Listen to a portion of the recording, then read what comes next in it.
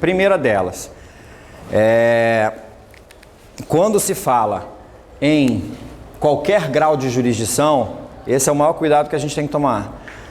Não é aquela ideia da nulidade ser declarada a qualquer grau de jurisdição. Então, por exemplo, se o desembargador constata que o juiz de primeiro grau era absolutamente incompetente, ele não tem que declarar de ofício a incompetência do juiz de primeiro grau? Oi? O que foi?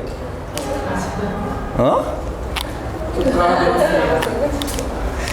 Então, olha só. Não, porque eu engasguei naquela palavra ali, achei que eu estava engasgando várias.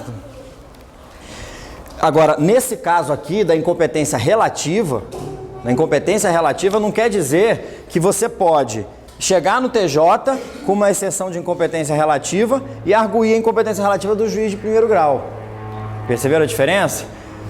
Aqui o que ele está querendo dizer que é cabível em qualquer grau de jurisdição é, se existir uma hipótese, que na prática eu não vislumbro, em que num grau superior de jurisdição você tenha uma incompetência relativa, você pode arguir a incompetência relativa daquele juízo de grau superior. Seria a ideia mais ou menos assim: 15 dias no primeiro grau de jurisdição, chegou no TJ. Se aquele TJ, antigamente existia o chamado Tribunal de Alçada. Vamos supor que eu fosse arguir a incompetência relativa do Tribunal de Alçada. Porque o Tribunal de Alçada tinha competência fixada por valor da causa, então caberia a exceção de incompetência. Percebe? Então ela é cabível no TJ, tá? Mas ela é cabível a qualquer grau de jurisdição para questionar a incompetência relativa daquele grau de jurisdição. É isso, eu acho que isso deixa de forma mais clara, tá? Que é diferente da absoluta. Absoluta, qualquer grau, qualquer tempo você vai, com aquelas observações que eu já fiz algumas aulas atrás, né? Jurisdição ordinária.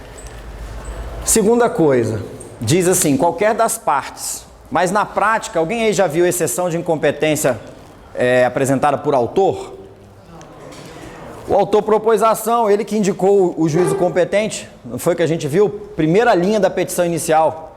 Ele é que indica quem é o juízo competente. Por que o código está falando qualquer das partes?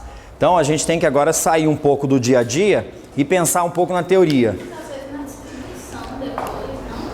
Na verdade é porque vocês têm que pensar que a competência, ela pode ser modificada no curso do processo em razão de uma alteração legislativa.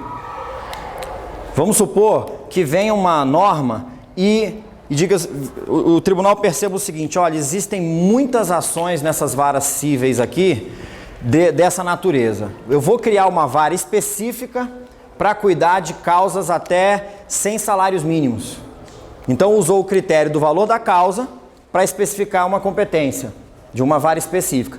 Aí o tribunal, aí vem a norma, altera a competência e diz o seguinte: os juízes de vara cível que tiverem processos da natureza tal, até 100 salários mínimos o valor da causa, terão prazo de 30 dias para encaminhar esses autos à nova vara. Tá? Passados os 30 dias, começou a correr o prazo de 15 dias. O juiz que não mandou, qualquer das partes vai poder arguir a incompetência daquele juiz. Tá? Então tem que pensar, quando ele fala em qualquer das partes, uma hipótese de modificação da competência em razão de alteração legislativa. Tá? Porque senão, às vezes, você se prende muito à prática. É importante aprender processo civil com a prática, mas aí você chega numa questão de prova, de concurso, e diz lá: o autor poderá arguir a incompetência relativa do juiz no prazo de 15 dias. E aí você pensa: não, lá no escritório eu só protocolo exceção de incompetência de réu. E pensa também, aliás, o autor é que escolheu a competência, como é que ele vai dizer: senhor juiz, você é competente, e depois ele vem e diz: não, você é incompetente. Tá? Então é para tomar cuidado com isso.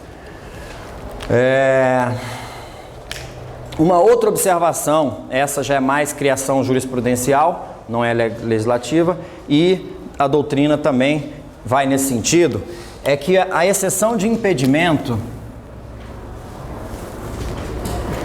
pensa bem no exemplo que eu dei para vocês: eu sou juiz e a minha esposa é advogada de uma das partes. Ninguém percebe, passam os 15 dias. Será que ninguém mais pode arguir isso? Se a matéria é de ordem pública, não se sujeita à preclusão.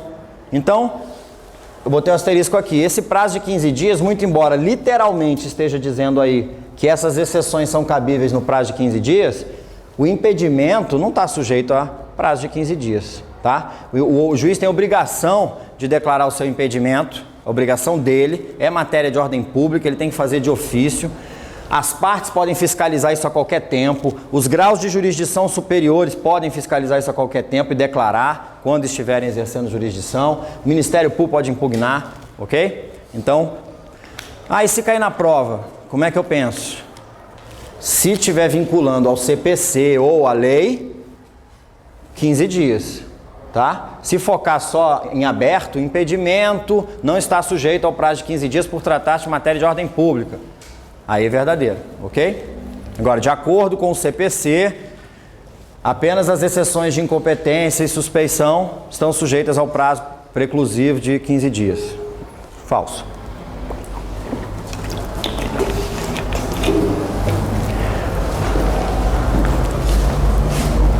Tá até aqui tranquilo? Nessa parte geral? Então, o que é uma exceção? Como é que eu defino uma exceção? Exceção é um incidente processual, né? Incidente processual, a gente usa essa expressão para todo ato processual que incide no curso do processo e que cria algum tipo de embaraço para o andamento do processo, tá? Na verdade, faltou uma regra geral aqui também, que está dentro até dessa ideia. As exceções, elas suspendem o curso do processo. Quando eu apresento uma exceção, o processo é suspenso o curso dele, tá? Não há interrupção dos prazos, há suspensão dos prazos, ok? Por quê? Não tem sentido eu conduzir um processo em que uma das partes está querendo discutir a incompetência do juiz para chegar lá na frente, ser declarada essa incompetência e você ter que voltar, anular os atos que foram praticados pelo juiz incompetente. A mesma coisa com o impedimento, com a suspeição. Então, quando eu protocolo a minha exceção, eu paro tudo e vou discutir apenas o objeto da exceção, tá? E a petição de exceção é muito simples. Mais ou menos assim, dirige ao juiz da causa, excelentíssimo senhor juiz tal, fulano de tal já qualificado nos autos, não precisa de toda aquela qualificação, vem à presença de vossa excelência por seu advogado que esta subscreve. Qual é o verbo mesmo?